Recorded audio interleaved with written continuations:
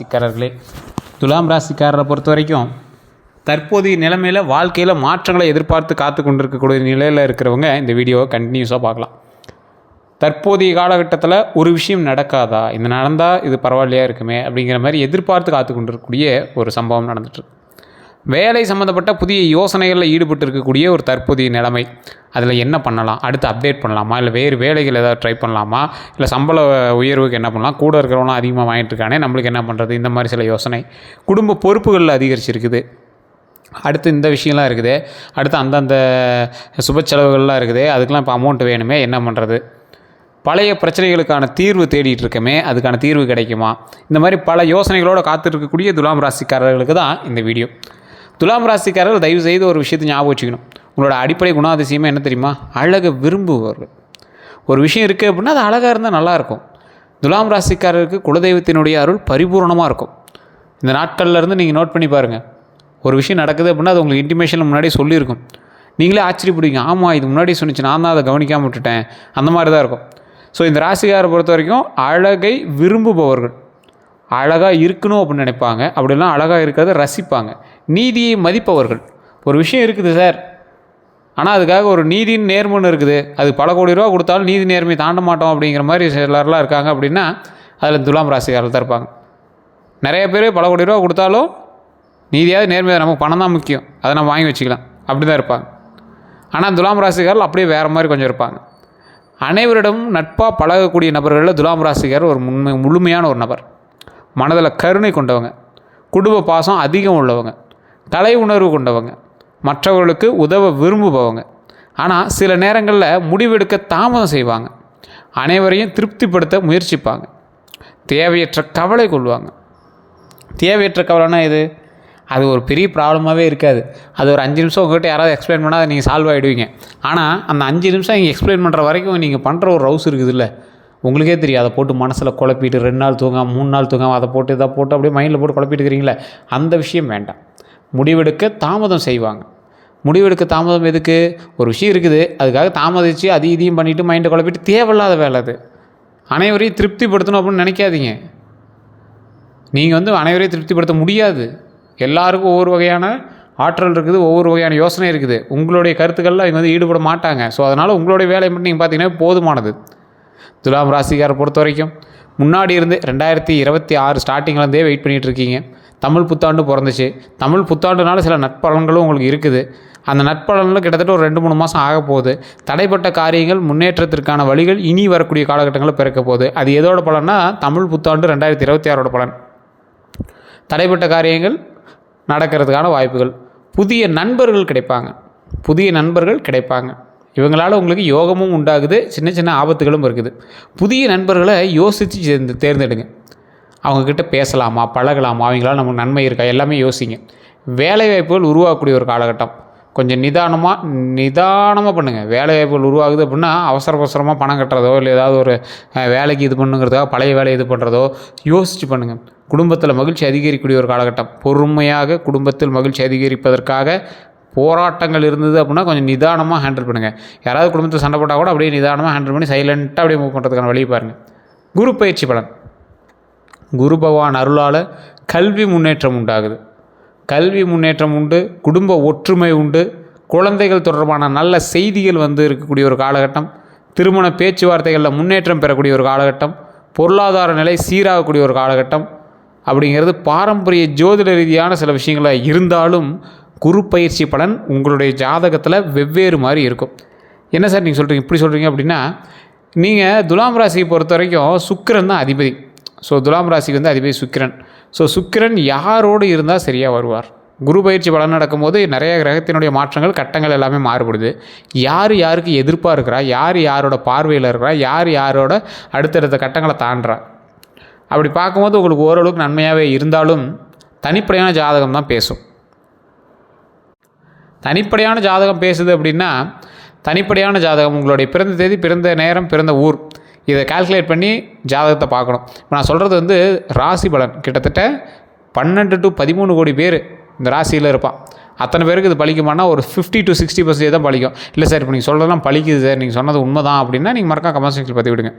இதை விட அக்யூரேட்டாக பார்க்கணும் அப்படின்னா உங்களை லோக்கலில் இருக்கிற ஜோதிடர்கிட்ட கொடுங்க. இல்லை சார் லோக்கலில் ஒன்றும் சாட்டிஸ்ஃபை ஆகலை அப்படிங்கிற பட்சத்தில் கீழே இருக்கக்கூடிய நம்பருக்கு ஃபோன் பண்ணி நீங்கள் வந்து பேசி தெரிஞ்சுக்கலாம். பிரபல ஜோதிடர் தான் எடுத்து பேசுவார். அந்த ஜோதிடர்கிட்ட நீங்கள் பேசும்போது அப்பாயின்மெண்ட் பேசிஸ் தான் நீங்கள் வந்து அப்பாயின்மெண்ட்டே வாங்க முடியும், பேச முடியும். கொஞ்சம் விவிஐபி ஜோதிடர் தான். ஸோ 200 ஜோதிடர்களுக்கு ஆசான். ஸோ அதற்கு தகுந்த மாதிரி தான் ஃபீஸஸ் எல்லாமே இருக்கும். உங்களுக்கு விருப்பம் இருக்கும் பட்சத்தில் நீங்கள் வந்து ஃபோன் பண்ணி தொடர்பு கொள்ளலாம். வெளிநாட்டில் இருக்கிறவங்க வாட்ஸ்அப் நம்பர் மூலமாக தொடர்பு கொள்ளலாம். வேறு ஏதாவது உங்களுக்கு கருத்துக்கள் இருக்குது அப்படின்னா நீங்கள் ஃபோன் பண்ணி பேசி தெரிஞ்சுக்கலாம். ஐடியா இருக்கிறவங்க மட்டும் கால் பண்ணுங்கள். வெயிட் பண்ணி பார்க்குறதுக்கு ஐடியா இருக்கிறவங்க மட்டும் நீங்கள் பண்ணிக்கலாம். அதே போல் இந்த குரு பயிற்சியில் செய்ய வேண்டியவைன்னு ஒன்று இருக்குதுங்க. இந்த ராசிக்காரங்களுக்கு ஓரளவுக்கு சாட்டிஸ்ஃபையாக நடக்கணும் அப்படின்னா, குரு பயிற்சியில் சொன்ன மாதிரிலாம் நடக்கலை சார் அப்படின்னா இதை ட்ரை பண்ணி பாருங்கள். வியாழக்கிழமை விரதம். துலாம் ராசிக்காரங்க குலதெய்வ வழிபாடு எப்பயுமே பண்ணிகிட்டே இருப்பீங்க. குலதெய்வ வழிபாடு உங்களுக்கு ஒரு சிலருக்கு திங்கள், ஒரு சிலருக்கு வெள்ளி செட் ஆகும். இதில் ஒரு சிலர் சனிக்கிழமை விரதம் பிடிக்கிற ஆளாக இருப்பீங்க. வியாழக்கிழமை விரதம் இது வரைக்கும் நீங்கள் இருந்தது ஓரளவுக்கு தான் இருந்திருப்பீங்க. ஒரு சிலர் இருந்திருக்கலாம், சாய்பாபாவுக்காக இருக்கிறவங்க, இல்லை இந்த தட்சிணாமூர்த்தி வழிபாடுக்காக இருக்கிறவங்க இருக்கலாம். குரு பகவானுக்காக வியாழக்கிழமை விரதம் இருந்து குரு காயத்ரி ஜபம் செய்து மஞ்சள் நிற ஆடை அணிந்து ஏழைகளுக்கு உணவு தானம் செய்து கல்வி உதவி செய்வதன் மூலமாக பல நன்மைகள் நடக்குது. என்ன சார் லிஸ்ட்டு பெருசாக போயிட்டுக்குது? ஒன்றும் கிடையாதுங்க. வியாழக்கிழமை விரதம் இருக்கிறீங்க, சாப்பிடாமே இருக்க சொல்ல நீங்கள் அதுக்கு தகுந்த மாதிரி விரதங்கள், பழமோ இல்லை அதுக்கு தகுந்த மாதிரி உணவு காலையிலேருந்து ஒரு 11 மணி வரைக்கும் வெயிட் பண்ணி 11 மணிக்கு மேலே சாப்பிட்றதோ, இல்லை அதுக்கு தகுந்த மாதிரி ஏதாவது பழங்கள் மட்டும் உண்டு இது பண்ணுறதோ. அதே போல் காயத்ரி ஜபம் பண்ணி குரு காயத்ரி ஜபம் பண்ணிவிட்டு மஞ்சள் நிற ஆடை அணிந்து ஏழைகளுக்கு உணவு தானம் செய்யுங்க. அது ஒரு 100 பேருக்கு பண்ணணும்லாம் அவசியம் இல்லை. 5 பேர் உங்களால் முடிஞ்ச சாப்பாடை செஞ்சு அங்கே இருக்கக்கூடிய 5 பேர் கொடுத்தீங்கன்னா அதுவே போதும். கல்வி உதவி செய்வது, யாராவது குழந்தைகள் படிக்க முடியாமல் இருக்கிறவங்களே ஃபீஸோ அல்லது நோட் புத்தகமோ ஏதோ ஒன்று வாங்கி தரது ரொம்ப நல்லது. உங்களுக்கு இந்த ராசிக்காரர்களாக இந்த டைம் அவ்வளோ நல்லதாக இருக்குது. இதை செஞ்சிங்கன்னா செய்யக்கூடாதவை என்ன தெரியுமா? பெரிய முதலீடுகளை அவசரமாக செய்யாதீங்க. இந்த டைமில் நீங்கள் வந்து முதலீடு போட்டிங்க அப்படின்னா மாட்டிக்குவீங்க.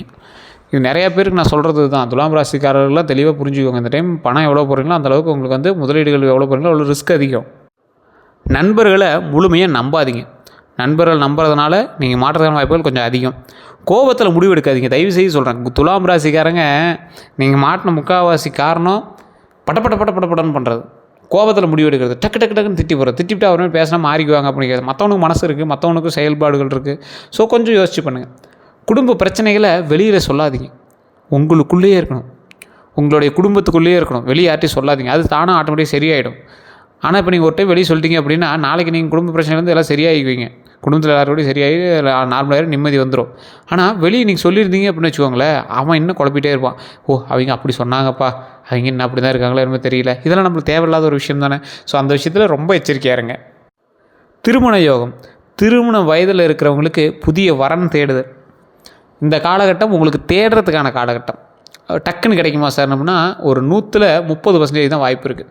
ஆனால் தேடினீங்க அப்படின்னா தேடுறதுக்கான வாய்ப்பு உண்டாகும். நிறைய பேர் கல்யாணத்தை ஆகிறவங்களுக்கு ஸ்டெப் எடுக்கிறதுக்கே டைம் இல்லாமல் வந்திருக்கும். சார் கல்யாணத்துக்குன்னு ஸ்டெப்பே எடுக்க முடியல சார் அப்படிங்கிற மாதிரி தான் இருப்பீங்க. ஒரு சில துலாம் ராசியர் பார்த்துருந்தீங்கன்னா அது உண்மையாக இல்லைன்னு சொல்லுங்கள். அதில் தேடுறதுக்குன்னு ஒரு காலகட்டம் கிடைக்கணும்ல. தேடினா கிடைக்கிறது ஒரு பக்கம், தேடுறதுக்குன்னே ஒரு காலகட்டம் கிடைக்கும்ல, அது இந்த காலகட்டம்.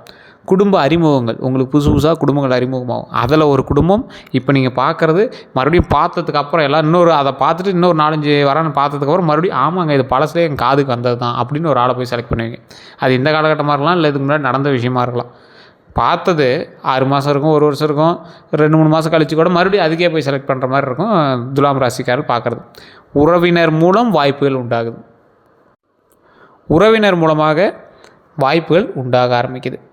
அதே போல் ஏற்கனவே திருமணமானவங்களுக்கு புரிதல் அதிகரிக்குது, குடும்ப ஒற்றுமை வளருது. சார் நிறைய பேர் இந்த திருமணமானவங்க கேட்கக்கூடிய விஷயம், துலாம் ராசிக்காரங்க மட்டும் திருமணமாகி சண்டை போடாத நாட்களே இல்லை சார் அப்படிம்பீங்க.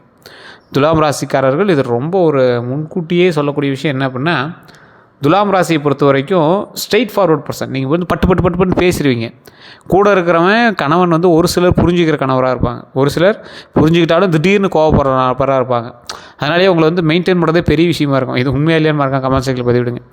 இந்த துலாம் ராசிக்கார் என்ன பண்ணும் அப்படின்னா, திருச்செங்கோடு அப்படிங்கிற ஒரு ஊர் இருக்குங்க, நிறைய பேர் தெரிஞ்சிருக்கு. நாமக்கல் மாவட்டம் திருச்செங்கோடில் அர்த்தநாரீஸ்வரர் ஆலயம். குடும்ப சமேதர்களாக கணவன் மனைவி குழந்தைகள் இருந்தாங்க, கூப்பிட்டு போயிட்டு வாங்க. அற்புதமான ஸ்தலம். படிக்கட்டு வழியாக போனீங்கன்னா 1200 படிக்கட்டுகள், போகிற வழியில் நாக சிற்பம் இருக்கும், 60 அடி நாக சிற்பம் இருக்கும். இல்லை நடக்க முடியாதவங்களா இருந்தீங்கன்னா வண்டி வாகனமே மேலே போயிட்டு வருது, பஸ்ஸே போகுது, கோயில் பஸ்ஸே போகுது, மேலே போய் வணங்கிட்டு வரலாம். மேலே ஒரு அற்புதமான விஷயம் இருக்குது. வெள்ளை தசபாசாரத்தால் செய்யப்பட்ட சிலை. அதோட அந்த சிலை வந்து பார்த்திங்கன்னா அர்த்தநாரீஸ்வரர் சிலை பாதி சிவனும் பாதி பார்வதியும் இருக்கும். ஒரு காலில் கொலுசு போட்டிருப்பாங்க, ஒரு காலில் கொலுசு போட்டிருக்க மாட்டாங்க. முகம் வந்து அப்படியே மழுகுன மாதிரி இருக்கும். ஃபேஸ், மூக்கு, கண்ணெலாம் அதில் வந்து தெரியாத மாதிரி கொடுத்துருப்பாங்க. அதே போல் வேலவர் சிலை பக்கத்தில் இருக்கக்கூடிய முருகர் சிலை செங்கோட்டு வேலவர் அப்படின்னு சொல்லுவாங்க. செங்கோடு வேலவர் அப்படின்னு சொல்லுவாங்க. மேலே உச்சி பிள்ளையார் கோயில், அதாவது யார் இப்போ சிவனும் பார்வதியும் ஒரு சேர அர்த்தநாரீஸ்வரர் காட்சி கொடுக்குறாங்க. பக்கத்தில் முருகர் சன்னதி இருக்குது, கையில் சேவல் ஏந்திய மாதிரி முருகர் சன்னதி, அதற்கு மூஞ்சி எதுவும் தெரியாத மாதிரி வெள்ளை தசபாசனத்தை செய்யப்பட்ட சிலை இருக்குது. அதுக்கு மேலே உச்சி பிள்ளையார் இருக்குது.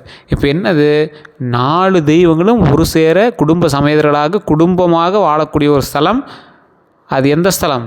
திருச்செங்கோடு அர்த்தநாரீஸ்வரர் ஸ்தலம். அற்புதமான கோவில். நீங்கள் போய் வணங்குனீங்க அப்படின்னா அவ்வளோ ஒரு பவர் கிடைக்கும். திருமணமானவங்க இன்றைக்கும் போய் அங்கே எல்லாம் மாலை மாற்றிக்கிறாங்க. பக்கத்தில் இருக்கிற நிறைய பேர் அங்கே போய் மாலை மாற்றிட்டு வருவாங்க. அதுக்குன்னே தனி சிறப்பு பூஜைகள்லாம் கோயிலில் இருக்குது. நாக விஷயத்தெல்லாம் ஏதாவது பிரச்சனை இருந்துச்சுன்னா அங்கே போய் வழிபட்டுவாங்க. ராகுகேது சம்மந்தப்பட்ட விஷயங்கள்லாம் இருந்துச்சுன்னா அங்கே போய் வழிபட்டுவாங்க. திருமண ரீதியான தடைகள் இருந்துச்சுன்னா அங்கே போய் வழிபட்டுவாங்க. திருமண ரீதியான சிக்கல்கள் இருந்துச்சுன்னா அங்கே போய் வழிபட்டுவாங்க. திருமணத்திற்கு பிறகு சண்டை சச்சரவுகள் இருந்தால் அங்கே போய் வழிபட்டுவாங்க. எல்லா வகையான நன்மைகளும் அள்ளித்தரக்கூடிய தெய்வமாக திருச்செங்கோடில் இருக்கக்கூடிய அர்த்தநாரீஸ்வரர் ஆலயம் இருக்குது. நிறைய பேருக்கு தெரியறதில்ல, அந்த கோவிலுடைய பவர் வந்து நிறைய பேருக்கு தெரியல.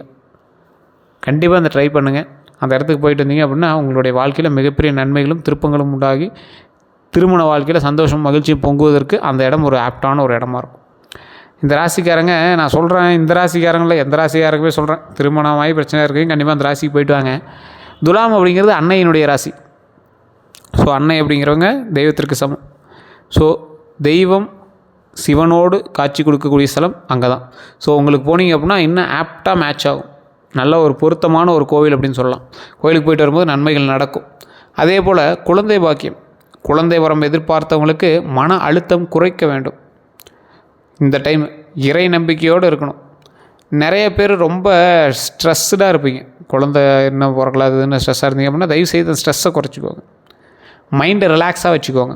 நான் சொல்லக்கூடிய 3 ஸ்தலங்கள் இது எல்லா குழந்தை இல்லாதவங்களுக்கும் நான் முன்னாடி சொன்னது தான். நிறைய வீடியோக்களில் நிறைய ராசிகளுக்கும் சொன்ன ஸ்தலம் தான். கண்டிப்பாக அந்த கோயிலுக்கு போயிட்டு வாங்க. துலாம் ராசி முதல்ல வணங்க வேண்டியது உங்களுடைய குலதெய்வம். குலதெய்வத்தை வழிபட்டு இந்த கோயிலுக்கு போயிட்டு வாங்க. திருவண்ணாமலை அர்த்தநாரீஸ்வரர் கோயிலுக்கு திருவண்ணாமலை அண்ணாமலையார் கோயிலுக்கு போயிட்டு அங்கே இருக்கக்கூடிய அங்கேருந்து கொஞ்சம் தூரம் தான் மேல்மலையனூர் அங்காள பரமேஸ்வரி. குழந்தைகள் இல்லாதவர்கள் இந்த மாதிரி கோயிலில் வழிபடணும். என்ன சார் அந்த மாதிரி கோயில்? அது என்ன சார் அப்படின்னா ஆகம விதிகளுக்கு அப்பாற்பட்ட ஒரு கோவில் வந்து அங்காள பரமேஸ்வரி கோயில்.